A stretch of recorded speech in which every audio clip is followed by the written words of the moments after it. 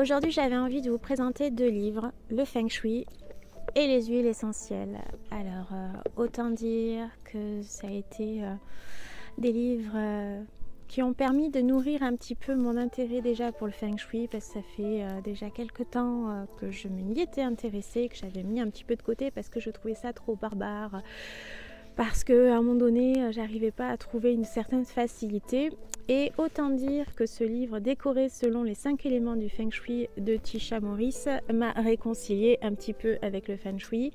Simple, il est simple. Il pose les bases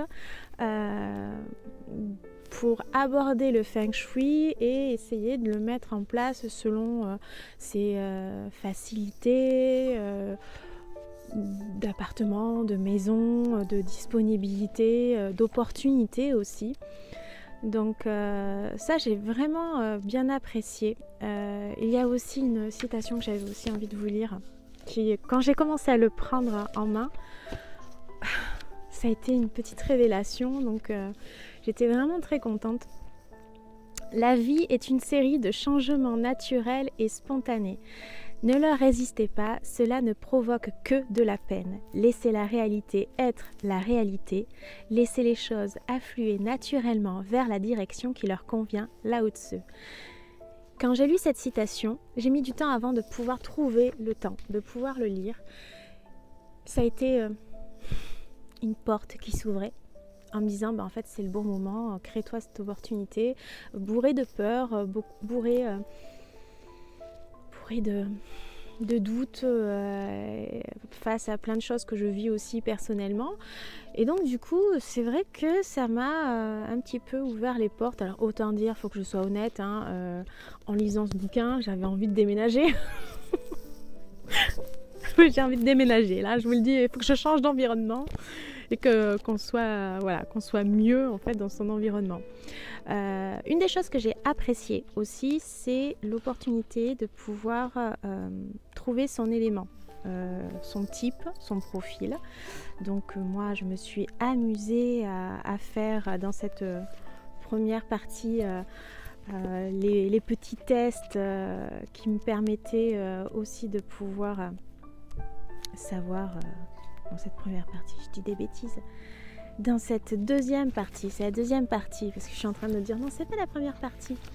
Dans cette deuxième partie, quel élément en fait, à quel groupe j'appartiens. Donc je me suis amusée à tester un petit peu tous ces groupes et puis à calculer, et puis à découvrir mon élément. Bon, mon élément dominant c'est le bois, suivi de très près de l'eau, sans me déconner quoi, et de très près le feu. Et du coup, en fait, on arrive facilement à comprendre les éléments qui se soutiennent, qui se facilitent, ceux qui ont besoin en fait d'être travaillés aussi. Donc, je trouvais ça très très bien. On aborde aussi très rapidement la numérologie.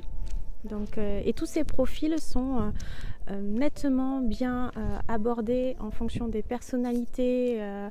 On évoque aussi les couleurs, on évoque aussi le profil de la décoration, parce qu'on y est en plein dedans. Donc, et on comprend énormément ce qui nous manque chez nous. On comprend qu'est-ce qu'il faut pallier, au moins un petit peu à essayer de renforcer ce qui manque chez nous. Alors autant dire que quand j'ai commencé à prendre... Alors mes bouquins, ils sont neufs quand je les ai. C'est que je me les trimballe partout et dès que j'ai une opportunité de lire, eh bien voilà, je le sors quoi.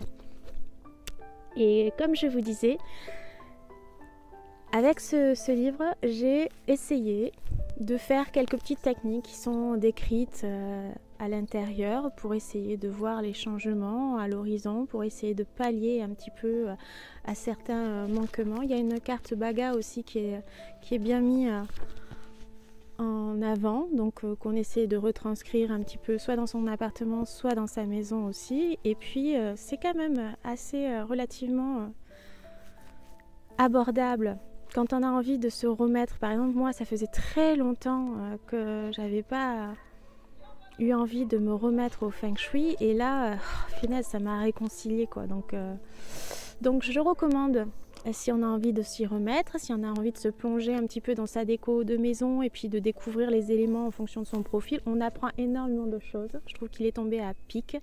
Et puis ça permet de trouver un petit peu l'harmonie avec soi et son environnement.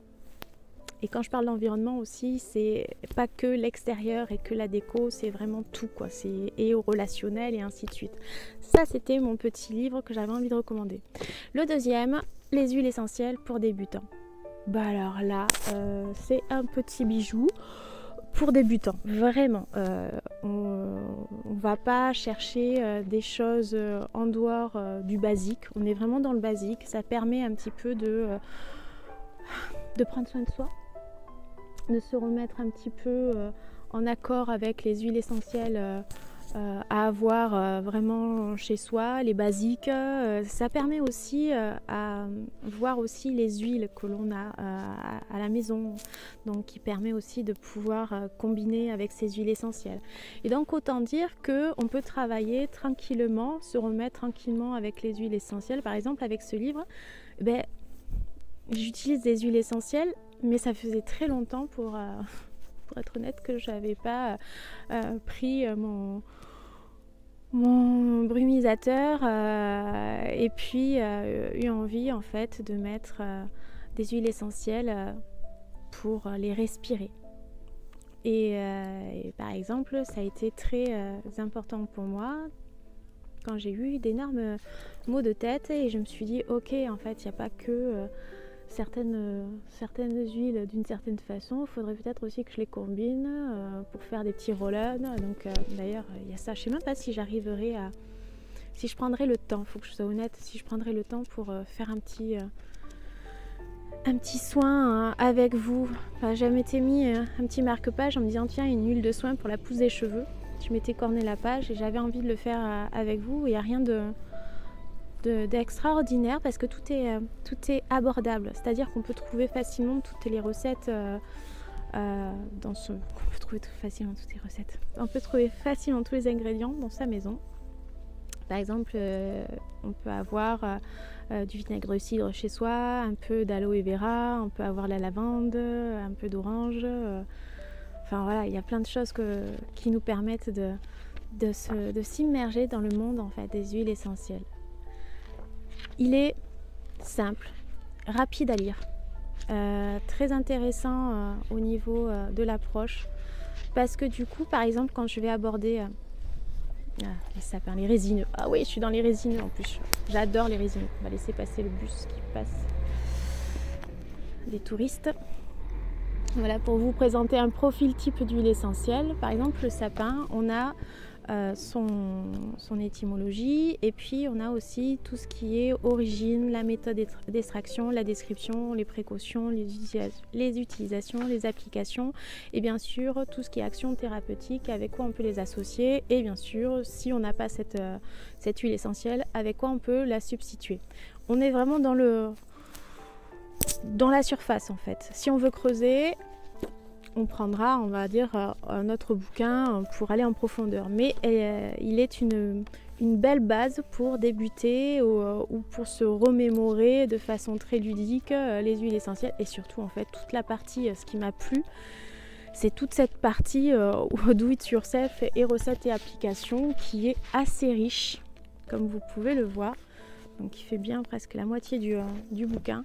Et là, autant dire, on a tout ce qui est diffusion aromatique, les applications localisées, tout ce qui est pour les maux de ventre, les maux de tête, les petits parfums, tout ce qui est spray pour le coucher ou autre, pour la créativité aussi. Tiens, je vais vous lire le parfum de créativité.